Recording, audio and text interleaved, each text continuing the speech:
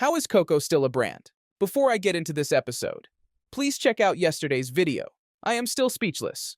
Take a quick look. One of the greats, the people that's coming, you go from hating on him to him to him to him, man. Get out. I am getting crazy Kanye vibes from this guy. Now, I done bought your trimmer. Cool little trimmer. Okay, cool. You can watch the full length on yesterday's video. Let's move on. But before anything, editor, spin that shit. Oh, crying. I'm really just a dickhead. Don't act like you don't know me. This scam deserve a trophy. Baby, they know me straight. Do the most crying in history. Power potent go show up. The scammer clippers blow up. It's bossy or crying. Bossy or crying. Bossy or crying. Bossy or crying. Bossy or crying. Bossy or crying. Bossy or crying. So in order for a brand to launch, it must need some products, right? And you would think creating a clipper brand from scratch would seem like a big challenge with so many obstacles along the way. I mean, even if a rich man decides to just start a clipper business, do you really think it's just about having money? Not even close. You need a big team. You need people with experience. You need to know that industry inside out, or else you won't last. Now, I'm not saying they had no ideas, but I am saying a clipper they use was already patented by another brand called TPOB, and in my opinion, and to my knowledge, they stole it outright, which is disgusting. But Toad, how do you know that the model clipper was patented? Well, maybe because I have the documents on hand now. So it's true, money can buy you hype, but only for a short period of time. That will run out. You can host cool little parties and get some deadbeat influencers to promote you for a price. But what happens when the party is over and you lose your deal with the manufacturer? Are you still a real brand when your whole team abandons you? And the only thing you're known for is faults. People start to question what is actually going on. How did a brand start off good, but then fall off so quickly? Maybe the Toad speaking is actually telling the truth. I will let you decide for yourselves on that one. So after a long-awaited announcement, they come out and say they are making a new clipper and trimmer, and get this. This is truly hilarious. I mean, how do you say this is a new clipper? Is this not basically the absolute exact same thing? Let me know in the comments. Who comes up with these ideas? I won't even tell you which one is the new one, I will let you decide. But does it matter with this brand? It won't be about for much longer from the negative reviews we continue to hear about. Maybe if they had have created their own style, I could give them some credit. But from what they did, how can anyone respect or even rate this joke of a brand? The only person I feel sorry for is this girl who got the name tattooed. If anyone can find that girl and tell her to contact me, I will help her out for the distress she must be going through. Seriously though, someone find me that girl's Instagram. Check out this short clip of the TPOB X Deluxe, an amazing original clipper engineered and perfectly designed to leave you with a perfect fade no matter how thick the hair you cut is.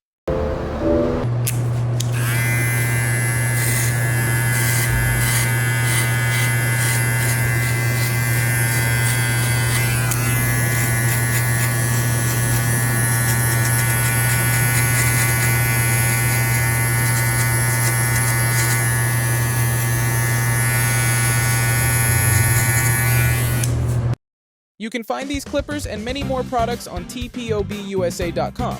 And if you use code TOADLIQUOR, you will receive an insane discount. But please be advised my codes are limited. Join me now as I have a caller online who wants to speak about what's going on with clipper brands. Thanks for having me on, Toad. I am excited for this one. I bet you are. You sound like the type of guy who sits in a park with no socks on and reads a book for fun. Virgin alert! I'm just kidding. Well, I do enjoy a good book.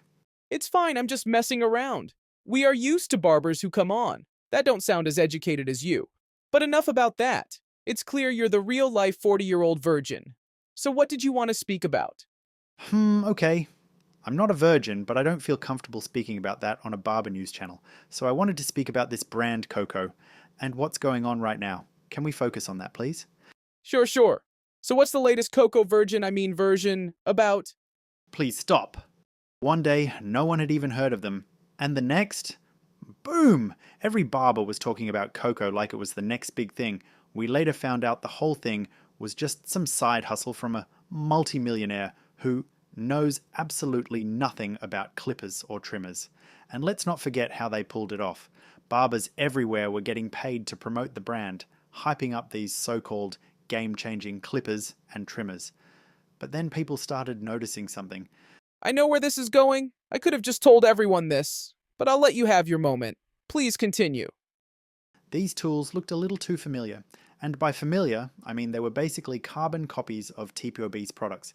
At first there was just speculation, but now it's confirmed. Coco straight up copied them. From stolen molds. It's really interesting. Now, instead of owning up to it, Coco tried to be slick. They made minor adjustments, probably hoping no one would notice. But the truth is, they couldn't run from their real problem. The manufacturers they were working with had little to no experience, and the quality was trash. Clippers breaking, trimmers overheating, switches not working, it was one issue after another. And now, Coco is barely holding on. Word on the street is they haven't even placed any new orders, and they're struggling to sell products from 2024. They even tried to push out a tiny batch of this new range you mentioned. But let's be real. This is a last-ditch effort. At this point, it's not even about if Coco will fail. It's when. Coco thought they could get away with it. Big mistake. I feel like if you're going to start a brand, at least do your research, right? Like, if you want a good name in the industry, maybe, just maybe, put in some actual effort. But nah, this guy thought he could just throw money at a side hustle and no one would notice. He seriously underestimated how small the barbering world really is. He thought he could keep his head down, push out some knockoff clippers, and no one would call him out. Boy, was he wrong. From the start, Coco was sketchy. It's honestly embarrassing. You can't just slap your name on something, throw some cash at influencers, and expect to build a real brand. If you don't respect the industry won't respect you. And Coco just learned that the hard way. It was nice speaking with you. Do you need to clarify anything else before you go? Just for the record, I am happily married and I was with many of women in my college years. Have you never watched movies? Geek women are crazy in bed. Okay, freak, get off the line. Jeez, he was weird. I bet he isn't even married. I feel most brands all have at least one big name representing a brand, because they see something in the brand that nobody else can, and they are passionate about spreading the good word. But Coco? Nobody. This is the last I will speak on them. So let me know in the comments. Would you buy this brand? Have you bought from them? Let me know any information you have. I can't express enough on what goes on behind closed doors, the abuse, the threats. But all of you supporting make it all worth it. Focusing on providing barbers the truth is why I started, and it's what keeps me doing what I do. I'm not just some clock-in, clock-out worker. Look at me like a well-rounded journalist. I can speak to other barbers and hear their stories. But I also know where I have to go to find the information for the truth. And when I get the truth, I deliver it to you. The fans, the barbers. I guess I'm like a delivery man also. Barbers, you have just watched Barber News. If you liked today's episode, hit the like and subscribe and leave me a comment on today's episode. It's important. We just hit 11,000 subscribers and I am only getting started. I'm out. Peace.